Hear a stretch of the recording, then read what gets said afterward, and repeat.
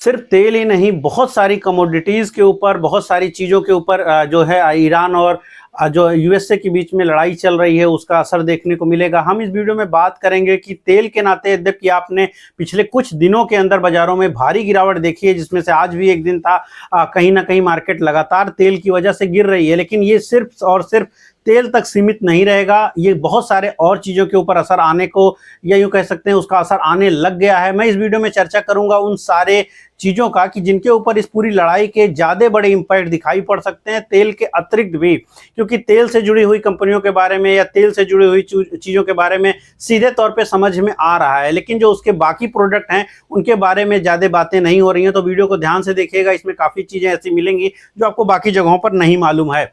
तो तेल के ऊपर तो असर है। आज तेल की अगर आप बात करिए, करीब 116-17 डॉलर का रेट गया सुबह, और उसके नाते मार्केट में गिरावट हुई है। और उसके बाद दिन के दौरान जब G7 देशों ने ये कहा है कि वो जो अपना स्ट्रेटेजिक रिजर्व है उसका यूज करेंगे, यानी वहां से तेल निकालेंगे, और इस नाते आपने देखा कि जो 116-17 का भाव गया दिन के दौरान में, वो दिन में ही घट गया और अभी करीब 100 से 103 से 4 के बीच में लगातार जो है क्रूड ट्रेड कर रहा है।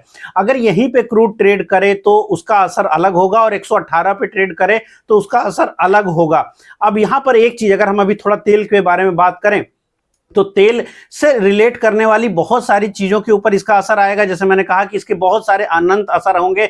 आज राज्यसभा में जो आपके मंत्री हैं उन्होंने भी इसका जवाब दिया है, विदेश मंत्री ने, उसकी भी मैं चर्चा करूं। लेकिन अगर हम सिर्फ तेल पर सेंट्रिक हों कि भारत को तेल कितने का पड़ता है, क्योंकि बहुत लोगों को लगता है कि जो रेट में मार्केट में तेल उपलब्ध है उसी रेट में हमको खरीद पड़ेगा। बिल्कुल गलत बात है।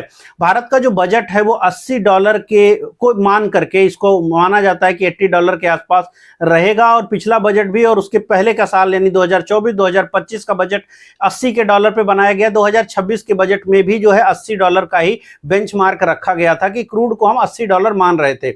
लेकिन डॉलर का भाव के संदर्भ में देखें तो क्रूड सस्ता बिक रहा था। करीब जब हम रूस से तेल खरीद रहे थे तो हमें करीब $60 के आसपास में पड़ा करता था, जबकि वर्ल्ड मार्केट में 70-72 का भाव हुआ करता था। $10 वो हमको सस्ता देते थे। लेकिन क्या यही भाव हमको पड़ता है? नहीं पड़ता है। क्यों नहीं पड़ता है? और सरकार $80 क्यों मान रही थी? वो इसलिए मान रही थी क्योंकि जब भी इसका ट्रांसपोर्टेशन होता है तो करीब $10 पर बैरल आपका रेट बढ़ जाता है। यानी अगर आप 72 में खरीद रहे हैं तो वो 80, 82, 85 तक भारत को आते आते वो रेट पड़ेगा।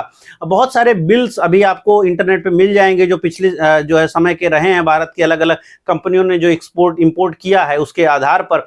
तो जो तेल है टेक्निकली वो भारत को जब 70 के रेट में आप रहते थे तो 80, 82 का पड़ता था। जब अब यहाँ पे समझने वाली बात यह है कि एक तो हमने रूस का तेल बंद किया है, हमें रूस का तेल नहीं मिल रहा है। दूसरा चीज है, रूस भी अपने तेल के दाम को अब बढ़ा रहा है। जो मार्केट से अंडरराइट करता था, यानी मार्केट से सस्ता तेल दे रहा था करीब $10 से $12 अलग अलग देशों को, मुख्य रूप से भारत और चीन को, लेकिन उसने अपने रेट को अब बढ़ाने लगा है। लेकिन हम तो उससे ज्यादा खरीद भी नहीं पाएंगे। अब अगर हम वर्ल्ड मार्केट के हिसाब से रेट पे देखें तो अगर 100 का तेल बिकता है तो भारत को कितने का पड़ेगा? पुराने सारे तरीकों में अगर हम जोड़ेंगे तो वो हमें पड़ेगा करीब करीब $112 से $113 का, क्योंकि उतना ट्रांसपोर्टेशन कॉस्ट बढ़ेगा। लेकिन 100 के रेट पर अगर क्रूड बिक रहा है तो फिर उसके ऊपर जो इंश्योरेंस का चार्ज है वो भी ज्यादा पड़ेगा, और उसके नाते माना यह जा रहा है कि अगर 100 का डॉलर के हिसाब से भी क्रूड हम खरीदें तो हमारे देश में आते आते वो करीब 118 तक भी पहुंच सकता है, जो कि अपने आप में काफी बड़ी चीज है और काफी उसका असर जो है इकोनॉमी के ऊपर निगेटिव देखने को मिलता है। अगर आप थोड़ी और चर्चा करिए दुनिया भर में अभी जो फिलहाल क्रूड की स्थिति है, अगर मैं यूरोप की बात करूं तो यूरोप में स्पेन की हालत इस समय खराब है। आपको पता होगा स्पेन ने अमेरिका का साथ देने से मना भी किया, ट्रंप ने उनके साथ सारी टैरिफ तोड़ दिया। इसके बावजूद अगर आप स्पेन को देखें तो वहां पर इस समय जो है पेट्रोल पंप्स में लंबी लंबी लाइनें हैं। उनके पास नेचुरल गैस और जो बाकी गैस है उनकी दिक्कत है, पेट्रोल डीजल की भी ज्यादा दिक्कत आ रही है। यूरोप के ज्यादातर देशों ने अगर आप बात करें जो ये स्ट्रेटेजिक रिजर्व निकाल रहे हैं, लेकिन फिर भी उनके पास 2 से 3 दिनों से ज्यादा का गैसोलीन नहीं बचा है। ज्यादातर देशों में 2 से 3 दिनों का ही पीएनजी, एलएनजी है, क्योंकि उससे वो घर को भी हीट होता है। बहुत ज्यादा डिमांड है उनकी अलग अलग प्रकार से, तो वो वहां पर 2 से 3 दिन का ही रिजर्व है। जबकि जो स्ट्रेटेजिक रिजर्व निकालेंगे वहां से वो चीजें बैलेंस आउट होंगी थोड़ा, लेकिन प्रॉब्लम काफी ज्यादा देखने को मिल रहा है। अगर आप एशिया की बात करिए, जापान की स्थिति खराब है, कोरिया के पास बड़े रिजर्व्स नहीं हैं, तो इन देशों के ऊपर बड़ा असर दिखाई पड़ रहा है। लेकिन जैसे मैंने कहा, इसका असर बाकी जगहों पे दिखेगा। जैसे कि अभी अगर कुछ छोटे देशों की बात करिए, अपना पड़ोसी राष्ट्र है बांग्लादेश, वहां पर आज यूनिवर्सिटीज को बंद किया गया है ताकि एनर्जी बचाई जा सके। क्यों बचाना है? क्योंकि जो है फ्यूल नहीं है। अगर आप बात करिए म्यांमार की, तो वहां पर जो है अभी ऑड इवन लागू है और 125 रुपए आप मान लीजिए, यानी करीब करीब $14 तक ही वो आपको जो है तेल वहां पे आदमी खरीद सकता है। तो कहने का अर्थ ये है कि बहुत ही कम मात्रा में तेल वहां पे उपलब्ध हो पा रहा है। ऑड इवन है, अलग अलग जगहों पे आपको जाकर के तेल लेना पड़ेगा। तो बहुत सारे देशों में प्रॉब्लम्स दिखाई पड़ रही हैं, लेकिन ये यहीं पे नहीं रुकता। अब अगर हम थोड़ा सा इसको और बैलेंस करें, थोड़ा सा और आगे की बात सोचें, तो करीब 92%, में आपको पता ही होगा, मैंने कई बार इस बात में आपको बात करी है कि 92%, चूंकि भारत एक बड़ा राष्ट्र है जो खरीदता है, लगभग 92% हम जो है तेल को खरीदते हैं। लेकिन यहाँ पर मुद्दा यह है कि हमें थोड़ा सा अलग देशों पे जाएं। अगर हम यहाँ पे ताइवान की बात करें, तो ताइवान जो है करीब करीब जो है ताइवान के पास 11 दिन का रिजर्व माना जा रहा है। ताइवान के पास, ताइवान भी पूरी तरह से इंपोर्टर राष्ट्र है, बड़े रिजर्व नहीं है उसके पास। ताइवान इतना महत्वपूर्ण क्यों है? क्योंकि कतर से लगभग 30% तेल जो है ताइवान को मिलता है, जो कि लगभग बंद की स्थिति में है। अब अगर ताइवान को तेल नहीं मिलेगा तो क्या होगा? एक बड़ी चीज होगी कि दुनिया भर में चिप की प्रॉब्लम आ जाएगी। चिप की प्रॉब्लम क्यों आएगी? क्योंकि अगर बिजली नहीं है तो मशीनें कैसे चलेंगी, और अगर मशीनें नहीं चलेंगी तो ताइवान दुनिया भर को सबसे ज्यादा चिप प्रोड्यूस करके देता है, और ये लगातार दे रहा है। और चिप ऐसी चीज नहीं है कि जो बहुत ज्यादा मात्रा में बन रही है। दुनिया में चिप की डिफिशिएंसी है, मतलब कमी है। जितनी चिपें चाहिए उतनी चिप तो बन ही नहीं पा रही हैं। अब अगर चिप में प्रॉब्लम आई तो जितना भी ऑटो है उसको प्रॉब्लम आ जाएगी, जितना भी आपका ईवी सेक्टर जिसमें ऑटो हो गया तो उसको प्रॉब्लम आएगी, जितने भी आपके डिफेंस हैं उनको प्रॉब्लम आएगी, कंप्यूटर को प्रॉब्लम आएगी, पूरा एआई को प्रॉब्लम आएगी। ये बड़ी प्रॉब्लम है। अगर इलेक्ट्रिसिटी यूरोप को नहीं मिलेगी तो जो डेटा सेंटर की प्रॉब्लम है वो अपने आप में बहुत ज्यादा स्पाइरल दिखा सकती है। क्योंकि डेटा सेंटर्स को प्रॉब्लम होने पर दुनिया भर के इंटरनेट को, दुनिया भर के जो अभी जिस ढंग का कंजम्पशन होता है उसको असर दिखाई पड़ेगा, जो कि न सिर्फ अलग अलग बिजनेस के रूप में प्रभावित होगा। ऐसा नहीं है कि वो सब कुछ शट डाउन होगा, वो चलेंगे लेकिन नंबर कम हो जाएगा या कम फंक्शन हो पाएगा। दूसरा चीज ये भी है कि कम चिप उपलब्ध हो रही है तो कम अलग अलग जगहों पर असर आ जाएगा, अलग अलग प्रकार की कंपनियों के ऊपर इसका असर आएगा। एक चीज समझने वाली बात है कि दुनिया में जो सबसे ज्यादा ट्रेवलिंग हो, या जो सबसे ज्यादा केमिकल प्रोड्यूस होता है वो सल्फ्यूरिक एसिड है। सल्फ्यूरिक एसिड दुनिया के ज्यादातर जो केमिकल कंपनियां हैं उनमें यूज होता है। 92% जो दुनिया के सल्फ्यूरिक एसिड का रास्ता है वो इसी होर्मुज की जल संधि से होकर जाता है। 92% सल्फ्यूरिक एसिड इसी के थ्रू ट्रांसपोर्ट होता है, चाहे वो भारत आए हो या चाइना जाए या दुनिया के अलग अलग देशों में। तो केमिकल कंपनियों को जैसे ही सल्फ्यूरिक एसिड की डिमांड बढ़ती है, या यूं कहिए सप्लाई घटती है, वो क्या होगा, उन कंपनियों की भी जो भी वो रॉ केमिकल क्रिएट करते हैं या जिस भी चीज को बनाते हैं उनको प्रॉब्लम आएगा। जैसे ही सल्फ्यूरिक एसिड की प्रॉब्लम आएगा तो बहुत सारी इंडस्ट्री जो सीधे तौर पे केमिकल से नहीं जुड़ी है लेकिन वो सल्फ्यूरिक एसिड यूज करती है बाई कंपोनेंट में, सफाई के लिए या अलग अलग चीजों में, वो बड़ी प्रॉब्लम वहां पे खड़ी हो जाएगी। क्योंकि ट्रांसपोर्टेशन को बड़ी दिक्कत दिखाई पड़ रही है। तो सिर्फ क्रूड एक इकलौता चीज नहीं है कि जो बाजारों को प्रभावित करेगा। इसका अगर लड़ाई ये आगे खिंचती चली गई, बाजार ने सबसे पहले क्रूड के ऊपर ध्यान क्यों नहीं दिया? लड़ाई जिस दिन शुरू हुई उस दिन क्रूड क्यों नहीं भाग गया? क्यों वो 70-72 या 80 की रेंज में रह गया और आज एकाएक क्यों भागा? क्योंकि पहले ये लग रहा था कि मामला जो है ये निपट जाएगा, ईरान इतना लंबा नहीं टिकेगा।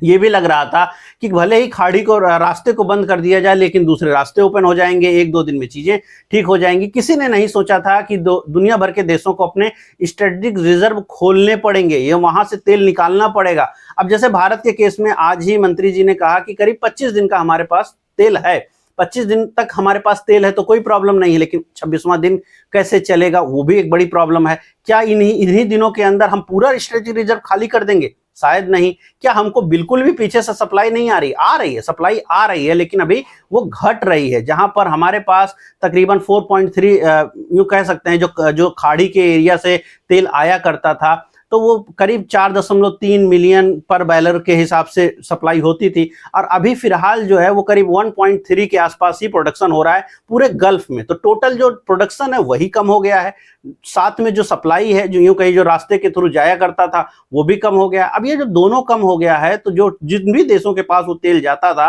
वो कम हो गया। अब आपको धीरे धीरे करके अपने रिजर्व पे जाना पड़ेगा और उस रिजर्व के भी खाली होने के चांसेज हैं। तो ये एक बड़ी चीज हो रही है। मैंने जैसे कहा सल्फ्यूरिक एसिड का, तो सल्फ्यूरिक एसिड्स के बाद फिर वो बैटरी में यूज होगा, फिर वो और अलग अलग केमिकल्स में यूज होता है।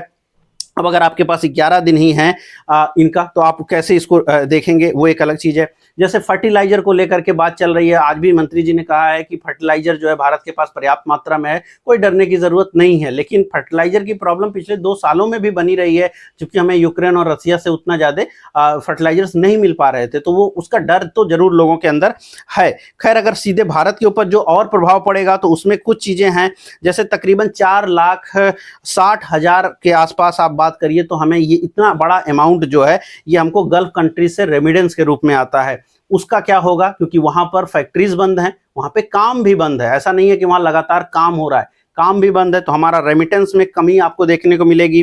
करंटली ये कहा जा रहा है कि जो आपके कंटेनर रेट्स होते थे, जो आप यहाँ से जब सप्लाई करते हैं तो कंटेनर रेट करीब 3500 से 4000 के रेट में आपका कंटेनर जाया करता था, वो रेट में काफ़ी वृद्धि देखने को मिल रही है। जो 12 से 16 डॉलर के आसपास का जो इंश्योरेंस चार्ज था वो बढ़ करके 1200% उसमें वृद्धि हुई है। तो बहुत सारी चीज़ें हुई हैं। अब जैसे बासमती को लेकर के है, हम करीब 20% बासमती जो है गल्फ देशों को भेजते हैं, हम एक भी बासमती नहीं भेज पा रहे हैं। तकरीबन जो खबरें हैं उसमें कि 4 लाख मीट्रिक टन के आसपास जो बासमती है हमारा, वो पोर्ट्स पे खड़ा है, चावल पोर्ट पे खड़ा है, क्योंकि वो नहीं जा पा रहा है। आप समझिए कि प्रॉब्लम किस तरह की है। मैं अगर एक छोटा सा एग्जांपल दूं, 2 देश south Africa, West Indies, India आए, उनकी टीम इंडिया आई, मैच हो रहा था, मैच वो सारे टीम से मतलब वो लोग हारे और एक लंबा समय हो गया, करीब 12-15 दिन गुजर गए, 5-6 दिन और हो गए, लेकिन वो लोग अपने देश तक नहीं जा पाए क्योंकि सेफ्टी का प्रॉब्लम है।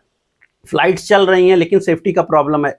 अब उनको चार्टर से भेजा जा रहा है। कहने का अर्थ ये है कि जितना बाजार में खबरें हैं कि बहुत चीज़ें नॉर्मल हो रही हैं, उतनी ज़्यादा नॉर्मल नहीं भी हुई हैं, जहां पर सेफ्टी का कंसर्न भी बना हुआ है। और ऐसे में जब आदमियों का ट्रेवलिंग इतना कठिन हो गया है, ऐसे में क्या आसान है कि आप चावल भेज पाएंगे, और क्या चावल वहां पर पहुंचा पाना आसान है, और क्या जो पोर्ट्स पे खड़ा चावल है कितना लंबा समय तक रहेगा, क्या होगा उसका। अच्छा, अगर अभी नहीं जा पा रहा है तो जो पुरानी आमद आएगी उसका क्या होगा। तो बहुत सारे प्रश्न रहेंगे। जैसे मैंने कहा 4 लाख मीट्रिक टन आपका राइस वहां पे खड़ा है। वेस्ट एशिया को करीब 21% हम जो है फूड और एग्रीकल्चर का पार्ट भेजते हैं, जो कि तकरीबन 1 लाख करोड़ से ज्यादा का टोटल बिजनेस क्रिएट करता है, जो कि अभी प्रॉब्लम में है। तो सिर्फ तेल नहीं है मुद्दा, यह है कि सिर्फ तेल पर आप सेंट्रिक होकर के इस समय दुनिया को नहीं देख सकते। तेल, नेचुरल गैस, एलएनजी, पीएनजी समझ में आ रहा है, लेकिन कल को केमिकल में प्रॉब्लम हो सकता है, आपको चिप में प्रॉब्लम, फूड को लेके प्रॉब्लम। तो बहुत सारे डिफरेंट सेगमेंट भी हैं जो प्रॉब्लमेटिक हो रहे हैं। मैंने ज्यादातर फोकस भारत से जुड़ी चीजों पे किया। भारत को रिसीवेबल में भी प्रॉब्लम है, भारत का जो एक्सपोर्ट है उसमें भी प्रॉब्लम है, ऐसे दुनिया भर के देशों को प्रॉब्लम है ना। ऐसी बहुत सारी चीजें, जैसे मैंने ताइवान का एग्जांपल दिया, चाइना को बहुत सारी चीजों का प्रॉब्लम आ रहा है। तो जब पूरी की पूरी मार्केट में सप्लाई डिस्टर्ब हो जाती है तो हर एक चीज किसी ना किसी चीज से जुड़ी हुई है। अगर कल को फर्टिलाइजर का प्रॉब्लम होगा तो खेती का प्रॉब्लम हो जाएगा। तो मुद्दा ये है कि हर एक चीज का एक रिजर्व है। ठीक है, सरकार कह रही है हमारे पास 20 दिन का रिजर्व है, हमारे पास 25 दिन का रिजर्व है, 30 दिन का रिजर्व है, लेकिन अगर लड़ाई को 4-4 हफ्ते की बात की जा रही है, ईरान कह रहा है हम 6 महीने लड़ लेंगे, अमेरिका कह रहा है कि जब तक तेल के ऊपर से इन लोगों को, जिसको उन्होंने टेररिस्ट वर्ड यूज किया, कि जब तक इन टेररिस्ट का हाथ खत्म नहीं हो जाता, जब तक कि तेल हमारे हाथ में नहीं आ जाता वहां का, तो हम उसको करते रहेंगे। तो कहने का अर्थ ये है कि अगर ये बात किसने कही है, तो ये national energy dominance council executive director हैं अमेरिका के, उन्होंने ये बात कही है कि जब तक उन टेररिस्ट के हाथ से तेल निकल नहीं जाता, जब तक हम लड़ सकते हैं। तो मुद्दा ये है कि ये लड़ाई तेल की है एक लंबे समय तक, लेकिन इसका असर बहुत कुछ हो सकता है। लंबी अगर खींचेगी ये लड़ाई तो इसका इम्पैक्ट जो होगा बहुत सारी कंपनियों पर, बहुत सारे जगहों पर दिखेगा, और इसलिए बाजार अब धीरे धीरे करके इसको देख रहा है। बैंकिंग के ऊपर बड़ा असर दिखाई पड़ा है। बैंकिंग में आज आप अगर फॉल को देखो तो बैंक ज्यादा घटे हैं, क्योंकि जो प्रॉब्लम है वो लिवरेज का है। बैंक्स लिवरेज देते हैं, कंपनियां काम नहीं करेंगी तो वो लोन नहीं आएगा वापस, कंपनियां डिफॉल्ट कर सकती हैं। कल ही के वीडियो में आपको बताया था कि बहुत सारे ब्रोकर्स और फंड जो है इस समय जो है पैसा वापस नहीं करना चाह रहे हैं। खैर, इसका बात किसी और वीडियो में करेंगे, मे बी कल, कि बैंकों के ऊपर क्यों इतना इंपैक्ट हो सकता है और बैंकों के ऊपर ज्यादा इंपैक्ट हो सकता है आने वाले वक्त में। तो ये, लेकिन हाँ, इसका बहुत सारी जगहों पर, चूंकि मैं अभी कमोडिटीज की बात कर रहा हूं, तो बहुत सारी कमोडिटीज के ऊपर इसका असर दिखाई पड़ रहा है, बहुत सारे प्रोडक्ट के ऊपर असर दिखाई पड़ रहा है। अब इन सारी चीज़ों में आप टायर को मत भूलिए क्योंकि वो क्रूड से जुड़ा है, पेंट्स को मत भूलिए जहाँ केमिकल यूज हो रहा है, जहाँ पर क्रूड यूज हो रहा है, उन सारी कंपनियों पे असर आपको निगेटिवली दिखेगा। तो एक बहुत लंबी लिस्ट है जो इससे नकारात्मक रूप से प्रभावित होते हैं, और न सिर्फ देश बल्कि इकोनॉमियाँ, हर देश में कुछ ना कुछ प्रॉब्लम दिख सकती है। अब आप सोचने वाली बात है कि भारत में 2 दिन पहले अभी हमारे यहाँ रसोई गैस के दाम बढ़ा दिए गए, तब तो भारत ने खरीदा भी नहीं था कि महंगा आपने एलएनजी पीएनजी लिया हो, लेकिन आपने रेट बढ़ाए हैं।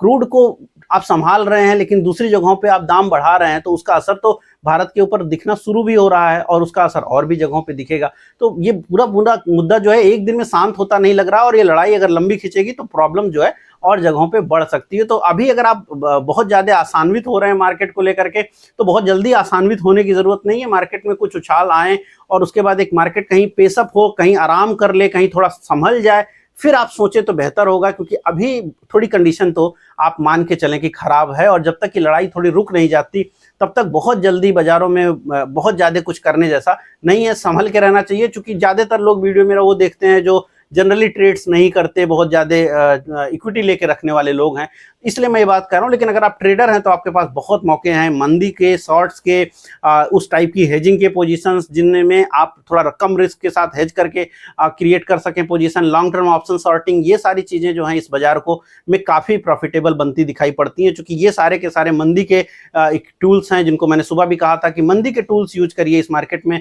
क्योंकि ये बाजार फिलहाल तेजी में नहीं है, ये मंदी में है या फिर कंसोलिडेशन में है। दोनों ही स्थितियों में जो मंदी के टूल्स हैं, यानी जिनसे भी मंदियों में पैसा बन सकता है हेजिंग के साथ, वो यूज करना थोड़ा ज़्यादा बेनिफिशियल रहता है। और बहुत सारे लोग जो इक्विटी मार्केट में रहते हैं उनके पास सिर्फ एक गाड़ी है कि वो आगे की तरफ ही गियर उनका लगेगा, लेकिन मार्केट में गाड़ी दूसरी तरफ भी जाती है। अभी बैक गियर वाली गाड़ी चल रही है तो आपको बैक गियर लगाना पड़ेगा, अगर लगाना नहीं आता तो सीखना पड़ेगा, और नहीं आता तो फिर साइड लाइन पर बैठ करके आपको तमाशा देखना पड़ेगा। उम्मीद कर रहा हूँ वीडियो पसंद आया तो लाइक शेयर कमेंट जरूर कीजिएगा। मैं मिलूंगा कल नए वीडियो में। इस वीडियो में इतना ही, धन्यवाद।